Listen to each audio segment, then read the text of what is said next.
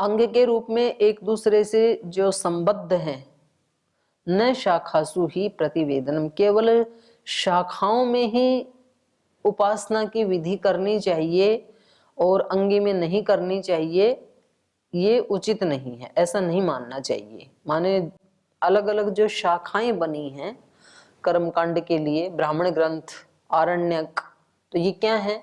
ये हैं वेद में जो विधियां बताई उनके एक एक अंग को लेकर के फिर वहां विधान कर दिया। क्योंकि वेद में तो पूरा विराट अंगी का उपासना, अंगी रूप का वर्णन है, और इसके जो अंग हैं वेद के, ब्राह्मण ग्रंथ और आरण्यक ग्रंथ, तो उनमें एक एक अंग के बारे में कहा है। तो ये कह रहे हैं कि उनको भी जोड़ लेना चाहिए, एक एक अंग को भी, अर्थात उपासना अंगी की करनी चाहिए, एक एक अंग की नहीं करनी चाहिए, ये कहना है इनका।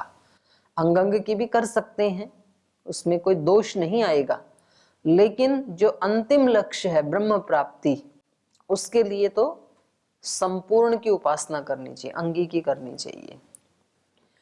अंगावबद्धातु, जैसे उद्गीत उपासना, उपासनांगता, और लगा लो ना, उपासनांगता कर रखा है।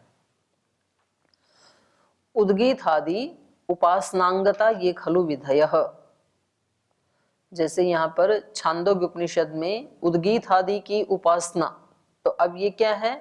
एक अंग ही तो है।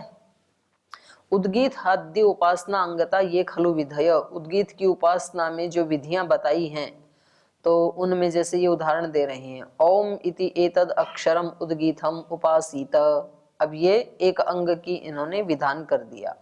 ओम इति एतद अक्षरम, ओम का मतलब क्या है? वो अविनाशी ईश्वर।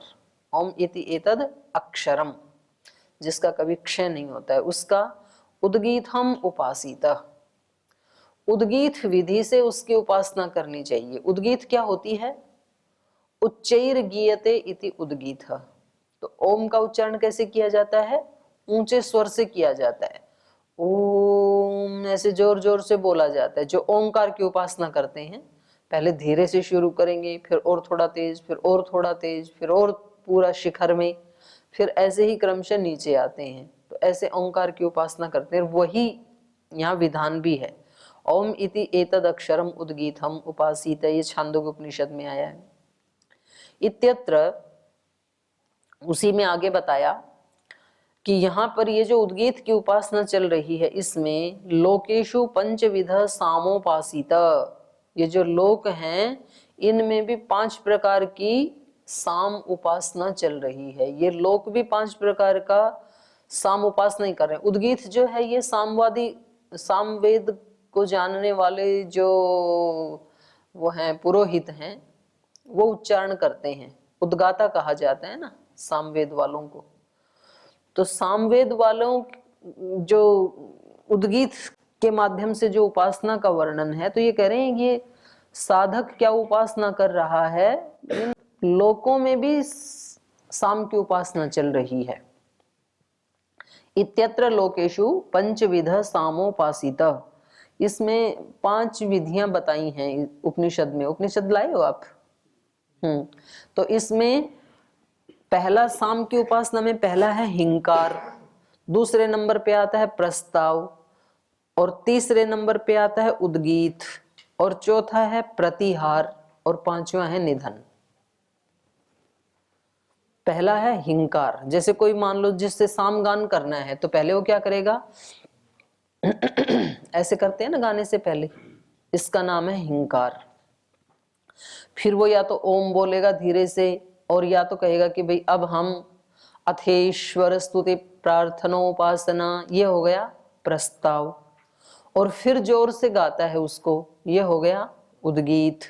फिर उसको धीरे से नीचे लाता है, थोड़ी स्वर कम होता है, उसको कहेंगे प्रतिहार, और 5वां है निधन, फिर बिल्कुल चुप हो जाएगा। इति ईश्वर स्तुति प्रार्थना उपासना, इति के साथ। तो कह रहे हैं ये जो साम की उपासना करने वाले इन 5 प्रकार से साम की उपासना करते हैं, वैसे ही इन लोकों में भी ये लोक भी उस ईश्वर की, ब्रह्म की उपासना कर रहे हैं, साम उपासना ही कर रहे हैं। तो ये छांदोग्य उपनिषद में कहा है। जैसे आगे ये उदाहरण दे रहे हैं, वृष्टौ पंचविधम सामुपासीत, ये जो वृष्टि हो रही है तो ये वृष्टि भी उस ब्रह्म की उपासना कर रही है। 5 प्रकार के साम की उपासना के समान ही ये वृष्टि भी उपासना कर रही है। लोकों में जब देखेंगे ना उपासना, तो इन्होंने पृथ्वी को हिंकार माना है वहां पर, और अग्नि को प्रस्ताव माना है, अंतरिक्ष उद्गीत है, आदित्य प्रतिहार है, और द्युलोक निधन है। ये आप निकाल के देख सकते हैं, 345 पृष्ठ के ऊपर देखो एक बार निकाल के, छंदोग्य उपनिषद 1.1.1 3, 4, 5 मिल गया।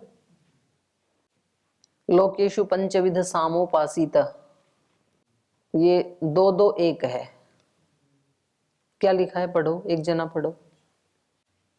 इन लोकों को देखें तो पंचविध साम की उपासना करें, यह अनुभव करें मानो ये साममय होकर प्रभु की उपासना में लीन है। पृथ्वी मानो सामगान का हिंकार है, अग्नि मानो प्रस्ताव है, अंतरिक्ष मानो उद्गीत है, आदित्य मानो प्रतिहार है, द्यौः मानो निधन है। हाँ, ऐसे। और ऐसे ही आगे वृष्टि में भी कही है, वृष्टौ पंचविधम सामोपासीत। ये जो वृष्टि होती है ना, तो ये भी 5 प्रकार से साम की ही उपासना कर रही है। उससे अगला ही है ये 2-3-1। जैसे वृष्टि से पहले जोर से आंधी सी हवा सी आती है, तो वो समझ लो हिंकार है।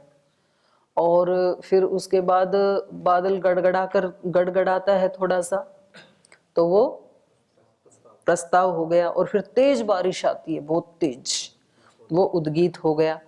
फिर बारिश थोड़ी कम होती है, प्रतिहार हो गया। और फिर बिल्कुल रुक जाती है, निधन हो गया। तो ये वृष्टि भी क्या कर रही है, इन्होंने क्या कहा है, पढ़ो एक बार। वृष्टि को देखें तो पंचविध साम की उपासना करें, यह अनुभव करें मानो यह साममयी होकर प्रभु की उपासना में लीन है। वर्षा से पहले चलने वाला शीतल पवन मानो सामगान का हिंकार है, मेघ का उत्पन्न हो जाना मानो प्रस्ताव है, वर्षा पड़ना मानो उद्गीत है, चमकना और गरजना मानो प्रतिहार है। और फिर निधन नहीं बताया, 5वां, पानी पड़ते हुए बंद हो जाना मानो निधन। हाँ, फिर बंद हो जाता है तो निधन। तो ये सारा माने साम उपासना के द्वारा 5 प्रकार से जब उसकी उपासना की जाती है ना, तो जल्दी भगवान खुश हो जाते हैं, ऐसे माना जाता है। सबसे श्रेष्ठ उपासना मानी जाती है वो जो दक्षिण भारत में सामगान करते हैं ना, जो, तो जब वो सामगान करने लगते हैं उद्गीत के माध्यम से, ऊंचे स्वर से, तो आपकी उसको सुनते सुनते ही समाधि लग जाएगी। इतना सुंदर सामगान करते हैं वो। आया ही आया ही, ऐसे बहुत ऊंचे ऊंचे स्वर से गाते हैं वो। और ऐसे लगता है कि इसको सुनते ही रहे, एकदम पूरा शांत हो जाता है। तो साम उपासना को श्रेष्ठ विधि माना है। तो ये कह रहे हैं कि आप क्या साम की उपासना कर रहे हैं, ये सारे लोक ही पंचविध साम की उपासना कर रहे हैं, लोक लोकांतर भी। ऐसे ही ये वृष्टि भी साम की उपासना कर रही है। ऐसे कह रहे हैं ऋतुषु पंचविधम सामोपासीत, ये जो ऋतुएं हैं ये भी 5 प्रकार के साम की उपासना कर रही हैं। ऋतुओं में जैसे चैत्र मास में जो ऋतु आती है, कौन सी ऋतु आती है, वसंत। वसंत हिंकार है। फिर आगे जो गर्मी है वो इसका प्रस्ताव है। फिर बारिश उद्गीत है। और बारिश के बाद वाला जो समय है शरद ऋतु, वो प्रतिहार है। और हेमंत निधन है। ऐसे तो ये ऋतुषु पंचविधम सामोपासीत। उक्थम उक्थम इति वै प्रजा वदन्ति तदिदम एव उक्थम इयम एव पृथ्वी। कह रहे हैं जैसे ये उद्गीत है ना, वैसे ही होता है उक्थ। उक्थ का मतलब होता है, जैसे उद्गीत का मतलब होता है ऊंचे से गाना, उपासना करना। ऐसे उक्थ के माध्यम से जो उपासना की जाती है उसमें होता है चारों तरफ से उठाना। जैसे कभी कभी हम ऐसे बोलते हैं ना कि भाई अभी ये जो प्रार्थना हम कर रहे हैं तो सब मिल करके बोलो, इसको चारों तरफ से उठाओ इस भजन को, इस गीत को, तो उसको उक्त कहते हैं। उक्थम उक्थम इति वै प्रजा वदंती, ये प्रजाएं उक्त उक्त ऐसा कह रही हैं। ये जो उद्गीत की उपासना है, ये तो इसका संबंध तो सामवेद से है, और उक्त वाली उपासना का संबंध ऋग्वेद से है। ऋग्वेद की ऋचाओं से ऊंचे स्वर में सब लोग मिलकर के उसको ऊंचा उठा करके जब गाते हैं तो उसको उक्त कहते हैं। उक्थम उक्थम इति वै प्रजा वदंती तद इदम एव उक्थम, तो ये उक्त है क्या? बोले ये तो लोक में देख लो। इयम एव पृथ्वी, ये पृथ्वी ही उक्त है। ये ऐतिरीय आरण्यक में कहा है, तो इसका ऐतिरीय आरण्यक का संबंध है ऋग्वेद से। अयम वावलोक एषो अग्निश्चित, ये शतपथ ब्राह्मण का वचन है, और शतपथ ब्राह्मण का संबंध है यजुर्वेद से। ऊपर जो ऋग्वेद था तो ऋग्वेद की एक शाखा हो गई ऐतिरीय आरण्यक, ठीक है। तो तैत्तिरीय आरण्यक में जो ये कहा है उक्थम उक्थम इति वै प्रजा वदंती तदिदम एव उक्थम इयम पृथ्वी, तो ये एक शाखा हो गई ना, वेद की एक शाखा। यहाँ उपासना का विधान है, और इन्होंने सूत्र में क्या कहा था कि केवल शाखाओं की अंग की उपासना मत करो, अंगी की उपासना करो, माने सारे वेदों को मिला करके एक दूसरे का उपसंहार व्यतिहार किया जा सकता है। जैसे वचनों में हम उपसंहार व्यतिहार कर रहे थे, ऐसे ही यहाँ उपासना विधि कर्म में भी उपसंहार किया जा सकता है। जैसे ऊपर हमने पढ़ा ना, ये छांदोग्य के वचन थे सारे, और उसके बाद ये जो पढ़ा हमने ये ऐतिरीय आरण्यक का है ऋग्वेद वाला। छांदोग्य जो है वो सामवेद का शाखा है, तो सामवेद में जो कहा है ऐसे ही ऋग्वेद में भी कहा है, क्योंकि ऐतिरीय आरण्यक भी वही बात कह रहा है। तो दोनों का ये उपसंहार सा हो रहा है ना, यहाँ व्यतिहार उपसंहार। जैसे उक्थम उक्थम इति वै प्रजा वदंती तदिदम एव उक्थम इयम पृथ्वी, तो वहां पृथ्वी को उद्गीत कहा था, तो यहाँ उक्त कह रहे हैं। अयम वावलोक एषो अग्निश्चित, ये शतपथ ब्राह्मण का वचन है, और शतपथ ब्राह्मण का संबंध है यजुर्वेद से। तो यहाँ पर भी वही बात कही जा रही है, कह रहे हैं ये जो लोक है ना, एषो अग्निश्चित, ये ही अग्नि की चिति है। जैसे वो बनाते हैं ना, वो आहुति देने के लिए क्या बोलते हैं, जो अपनी यज्ञशाला है, जैसे नहीं चिति बोलते हैं उसको, उस जैसे शेन चिति, शेन पक्षी के आकार का चयन करते हैं यज्ञशाला का, या अन्य अलग अलग उसके स्वरूप हैं। तो अलग एक खास तरह का याग या यज्ञ करने के लिए खास तरह का उसका स्वरूप बनाया जाता है, उसको कहते हैं अग्निचिता। तो शेन चिति से किया जाता है ये साम उपासना वाला सोमयाग, आप्तोरियम याग। तो ऐसे ये कह रहे हैं कि ये जो सारी पृथ्वी है ये ही क्या है, एषो अग्निचित, ये ही उस अग्नि की चिति है, माने ये सारी पृथ्वी ही यज्ञशाला है, ये समझ लो, ऐसे कह रहे हैं। तो ऊपर जो कहा था कि भाई पृथ्वी भी उपासना कर रही है, अंतरिक्ष लोक भी कर रहा है, द्युलोक भी कर रहा है, तो ये ही बात छांदोग्य के माध्यम से सामवेद में भी कही, यही बात ऐतिरीय आरण्यक के माध्यम से ऋग्वेद में कही, फिर यही बात शतपथ ब्राह्मण के माध्यम से यजुर्वेद में कही। तो ये सारे वेदों की ये शाखाएं हैं, और उनमें लगभग वैसी ही विधियां उपासना की बताई जा रही हैं। तो इसी बात को नीचे कह रहे हैं, इति छंदोगानाम बहुऋचाम वाजसेयीनाम भिन्न भिन्नानाम वेद शाखानाम संति। छंदोगानाम मतलब छांदोग्य उपनिषद के जो वचन हैं, तो सामवेद वाले, क्योंकि छंदोग्य का संबंध है सामवेद से। और बहव ऋचाम, इसका संबंध बहुत ऋचाएं हैं जिसमें ऋग्वेद, तो ये भी वही कह रहे हैं आरण्यक वाले। और वाजस्नेयी नाम, माने वाजस्नेयी संहिता है यजुर्वेद की, तो जो यजुर्वेद वाले हैं यजुर्वेद वालों ने शतपथ ब्राह्मण में जो वचन कहे हैं, भिन्न भिन्ना नाम वेद शाखा नाम, ये भिन्न भिन्न वेद की ही शाखाएं संति हैं। ते विधयस्तु, और इनमें जो विधियां बताई हैं, प्रतिवेदम शाखासु ही न, तो ये प्रतिवेद की जो शाखाएं हैं केवल ये विधि उसी में ही है ऐसा नहीं है। माने जो विधि शतपथ में बताई है वही छांदोग्य में भी है, जो छांदोग्य में है वही आरण्यक में भी है। तत् वेद शाखासु ही न भवंती, ये जो उपासना की विधियां हैं वो तत्त वेद की शाखा में ही नहीं है, प्रत्युत सर्व शाखासु भवंती, बल्कि थोड़ा थोड़ा मिलता जुलता हुआ सभी शाखाओं में है वो विधियां।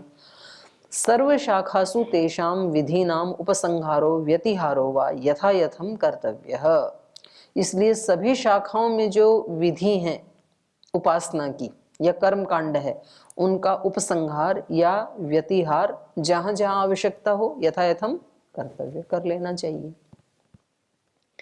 तो ये कहना ये चाह रहे हैं कि परमात्मा के नाम का जाप आदि करना है या उपासना करनी है और हमें कोई खास नाम बहुत भाव उत्पन्न करने वाला है और वो हमारी पूजा पद्धति में शामिल है नहीं, तो बोले कोई बात नहीं, कोई दिक्कत नहीं है, दूसरे वाले कर रहे हैं, आपको अच्छा लग रहा है आप भी कर सकते हैं।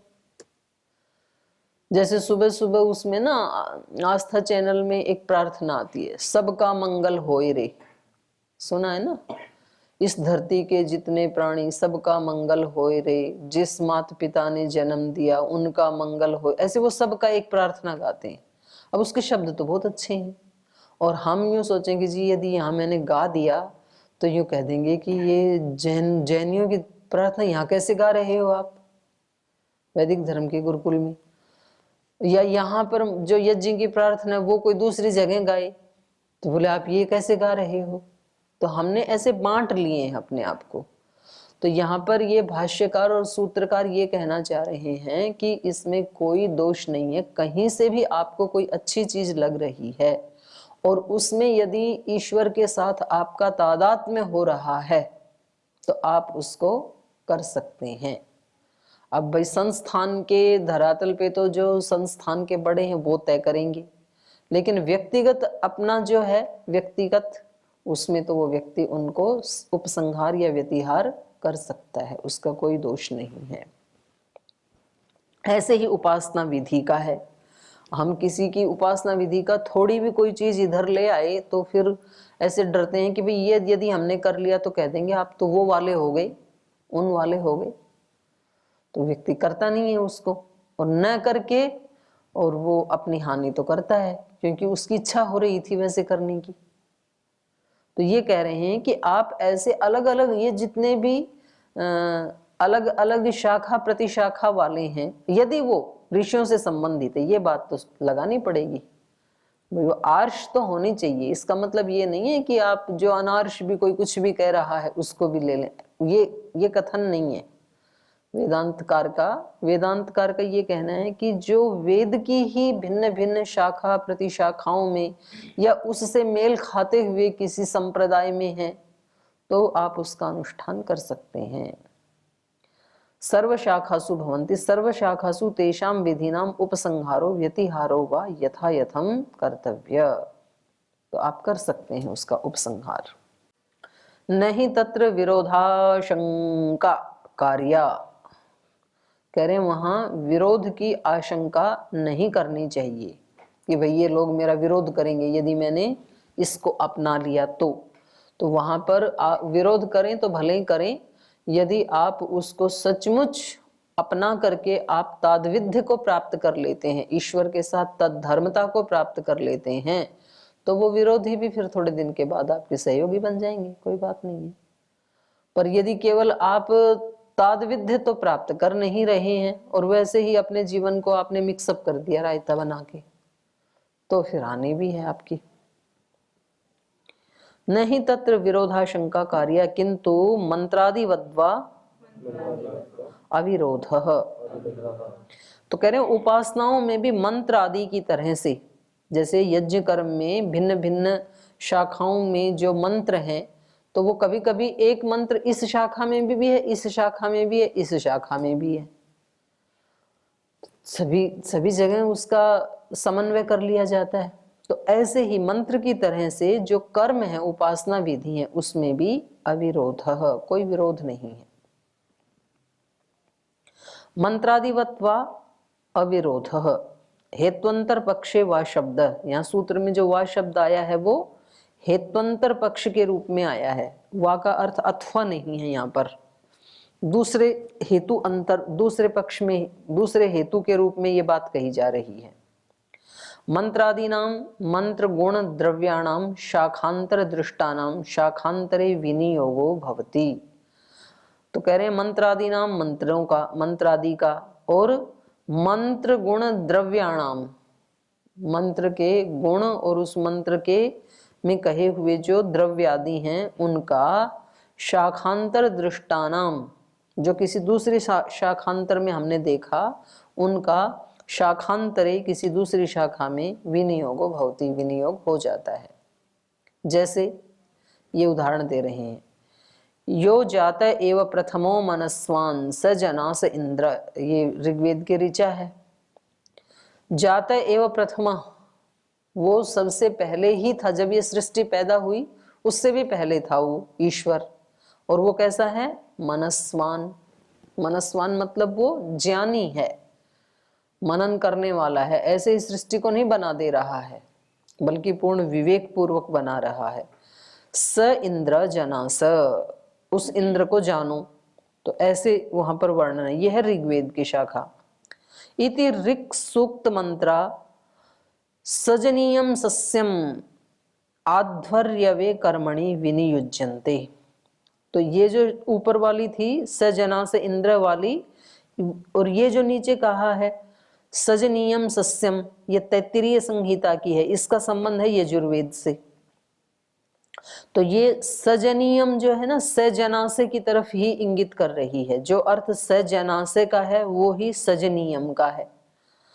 सजनीयम सस्यम, ये शाखा, ये मंत्र बोल करके सजनीयम सस्यम आध्वर्यवे कर्मणि विनियुज्यन्ते, अध्वर्यु इस कर्म को करता है। और अध्वर्यु कौन से वेद का ऋत्विक होता है? यजुर्वेद का। और ये मंत्र भी यजुर्वेद का ही है, यजुर्वेद से संबंधित शाखा है तैत्तिरीय संहिता। तो कह रहे इसके साथ यो जाता एवं प्रथमो मनस्वान स जना स इंद्र इति रिक्त सूक्त मंत्र, ये जो ऋग्वेद के सूक्त का मंत्र है, इसका आध्वर्यवे कर्मणि विनियुज्यन्ते, अध्वर्यु जो इस तैत्तिरीय संहिता के वचन से जो कर्म करता है उसके साथ इसका विनियोग है। समझ में आ गया? अध्वर्यु कोई आहुति दे रहा है, कर्म कर रहा है, और उसमें मंत्र कौन सा बोल रहा है? सजनीयम सस्यम। तो यहाँ तक तो कोई विरोध नहीं है। मंत्र भी यजुर्वेद का और अध्वर्यु भी यजुर्वेद से संबंधित ऋत्विक। लेकिन इसके साथ ही सजना से इंद्र, ऊपर जो ऋग्वेद की ऋचा है, इसका भी विनियोग किया हुआ है वहां पर। तो अब यहां पर व्यक्ति के मन में प्रश्न उठता है ना कि भाई ये अध्वर्यु ऋग्वेद की ऋचा से कैसे कर्मकांड कर सकता है? उसका विनियोग, ऋग्वेद का विनियोग अध्वर्यु के कर्म में कैसे हो सकता है? क्योंकि ऋग्वेद की जो ऋचाएं हैं उसका ऋत्विक होता है होता, तो होता को करना चाहिए, कुछ कर भी रहा है तो जैसे यहां हो गया, तो ऐसे ही कह रहे हैं उपासना विधि में सब जगह उपसंहार व्यतिहार कर लेना चाहिए। तो ये तो शास्त्र का प्रमाण है ना। और दे रहे हैं आगे इसी का ही, तथा वैसे ही येषाम अपि शाखीनाम समिदादय प्रयाजा नामनः नामनातः तेषाम अपि गुण विधि आमनायते। कह रहे हैं वैसे ही, तथा येषाम अपि शाखीनाम, जिस भी शाखा वाले, माने एक शाखा विशेष वाले हैं, ये कहते हैं समिदादय प्रयाजा नामनातः, प्रयाजा नामनातः, प्रयाजा इस नाम से, न आमनातः न पढ़े जाने पर भी, प्रयाजा न आमनातः तेषाम अपि गुण विधि आमनायते, तो उनके मत में भी ये गुण विधि कही जाती है। देखो एक शाखा है जिसका संबंध यजुर्वेद से है और वो कर्म कांड करते हैं, लेकिन ये शाम अपि शाखी नाम, और उन्होंने वहां पर दो चीजें हैं, एक प्रयाज एक अनुयाज। प्रयाज वो कर्म विधि है जो बड़े याग से पूर्व की जाती है, और अनुयाज वो कर्मकांड विधि है जो बड़े याग के पश्चात की जाती है। तो प्रयाज जो है ये 5 प्रकार का होता है, समित, तनुनापात, इड, बरही और स्वाहाकार। तो यहां पर इन्होंने क्या कहा, समिदादय, समित आदि में है जिसके, समित, तनुनापात, इड, बरही, स्वाहाकार, इन 5 को कहते हैं प्रयाज, माने याग से पूर्व की जाने वाली विधियां हैं ये शाम अपि शाखी नाम शमिदादय प्रयाजा न आमनात। अब दूसरी शाखा वाले ऐसे हैं कि उनकी शाखा में ये प्रयाज शब्द है ना, ये इस रूप में, प्रयाज इस रूप में न आमनाते नहीं कहा गया है, लेकिन तेषाम अपि गुण विधि आमनायते, लेकिन उनके मत में भी प्रयाज की जो गुण विधि है उसका वर्णन तो किया गया है। प्रयाज ऐसे सीधा सीधा नहीं पढ़ा है वहां पर प्रयाज की जो गुण विधि है, गुण विधि माने प्रयाज के जो गुण हैं या धर्म हैं, वैसी ही विधि वो शाखा वाले भी करते हैं इसका नाम लेकर के। कैसे, ये आगे दिखा रहे हैं मैत्रायणी संहिता का, ऋतवो वै प्रयाजः समान अत्र होतव्याः।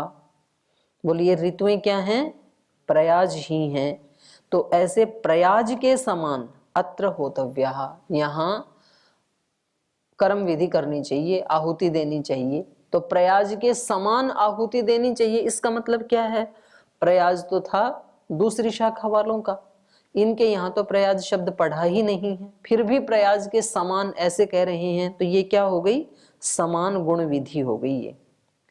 इति तथैव अत्र अपि एवं एव विज्ञेयम न ही विरोधो भवति। तो जैसे ये एक शाखा वाले दूसरे शाखा वालों के भी गुण विधि को, कर्म विधि को अपनाते हैं, कोई विरोध नहीं है, ऐसे ही हमें भी उपासना में गुण विधि मतलब उपसंहार और व्यतिहार कर लेना चाहिए, उपासना विधियों का भी।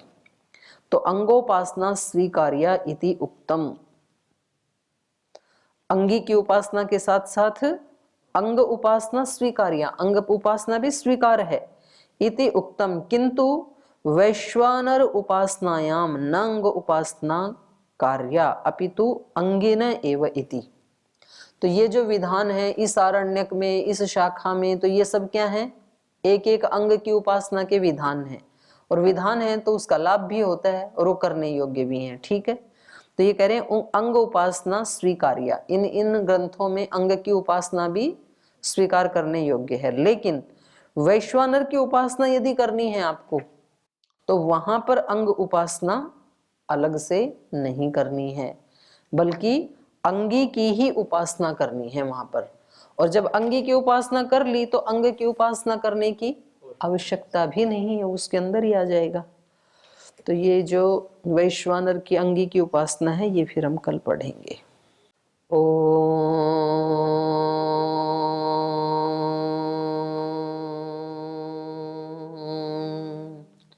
शांति शांति शांति। श्री गुरुभ्यो नमः।